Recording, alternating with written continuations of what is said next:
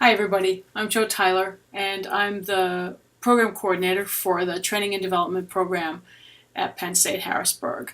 In this little video, I just wanted to cover some of the basic details about how to meet the experience requirement for your plan of study if you have entered the program prior to this fall of 2014. The experience requirement is a baseline requirement of 240 hours of practical hands-on experience in our field. If you come into the program without that experience and you have not managed to accumulate that kind of experience in parallel with your studies, then about half to two-thirds of the way through the program, you and your advisor should be talking seriously about how you will meet the experience requirement. The best way to do this is to organize an internship. And this can be done through a contact that you bring into the program, someone you know who can provide you with the opportunity to have some experiences, some productive, concrete, hands-on experiences in the context of our field. Or if you don't have such a contact in your network, if you don't know of opportunities in the area where you could do this work, then you can work with your advisor to identify an internship opportunity through Friends of the Penn State program. In particular, we have an advisory board of people who are in positions of authority in our field in a number of different sectors, all in the local area, and they are often able to take on people to do internships in an area of the field, in a discipline that is consistent with their professional goals for their work in the program. You'll work with a sponsor, you'll collaborate with your advisor, you'll set up the nature of the internship, and you'll be off and running. If you come into the program and you already have 240 hours of experience or more in the field, then you can work with your advisor to determine that you would be qualified to apply for an internship waiver. This basically says that you have already met the experience requirement without the need to undertake an internship as part of your program of study. If your advisor agrees that you are a likely candidate for an internship waiver, then the process is fairly simple. You're going to build a kind of portfolio of concrete evidence of your work, of at least 240 hours of your work in the field. You'll put together a kind of 3-ring binder, just a thin 3-ring binder, or some kind of similar organizer that you can put your materials in. You're going to have a cover letter that explains to us what is inside the binder. You'll have a copy of your resume or your CV, and it's useful, a lot of students do this, to highlight those areas of your resume that you want to draw our attention to highlight those hours, those key experiences that are going to provide an accumulation of 240 hours or more experience in the field. So you highlight the relevant areas of your resume.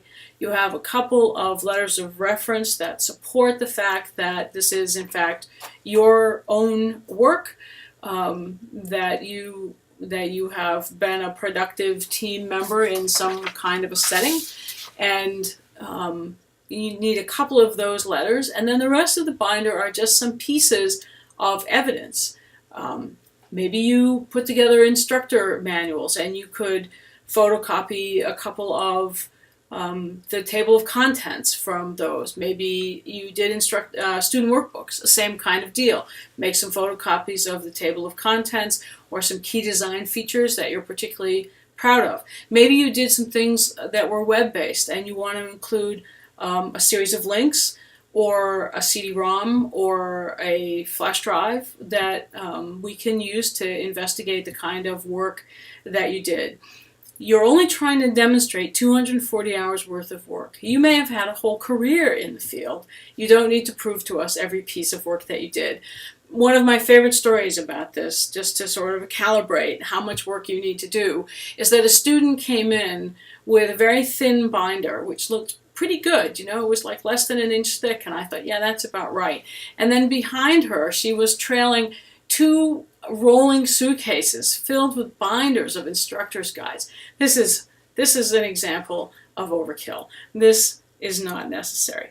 Do not do this. One way to think about putting together this binder is to think of what you might like to show a prospective employer. Even if you're not looking at a job now, just sort of imagine if you were going out to a prospective employer, what are the pieces of work that you would want to highlight, that you're most proud of, or that show a range of your versatility in the field, your ability to move fluidly from one aspect of the field to another.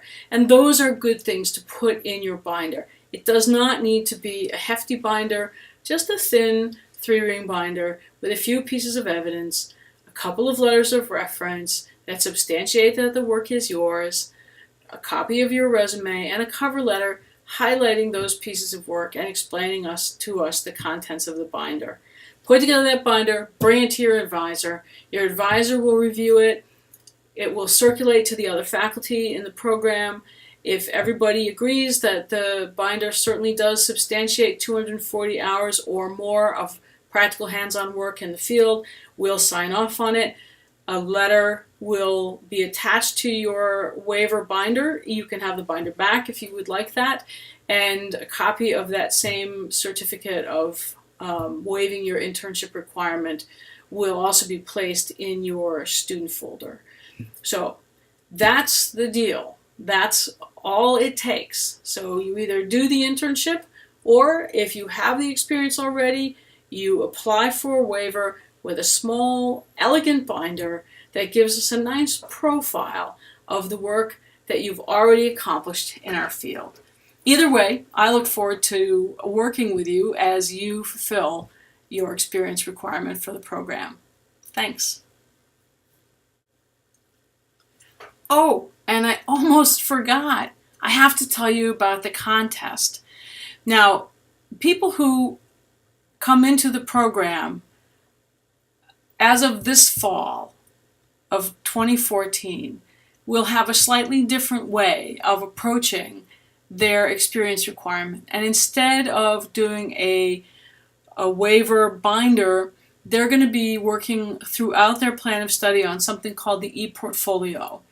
And they'll work regularly with their advisor to build this e-portfolio, and it will contain various kinds of materials, not only what would go into the waiver binder that I've just described to you, but also work from their courses and other kinds of experiences that they may have had over the course of their study. We've been calling this thing the e-portfolio. I'm sure you've heard people talk about it. Carlo's working on it, Evan's helping him out some. And so I'm sure you've heard some chatter. It's one of the things that has added to the confusion, I think, about how you are supposed to approach this experience requirement. Well, we've been calling it the e-portfolio, and I don't think that's a very interesting name.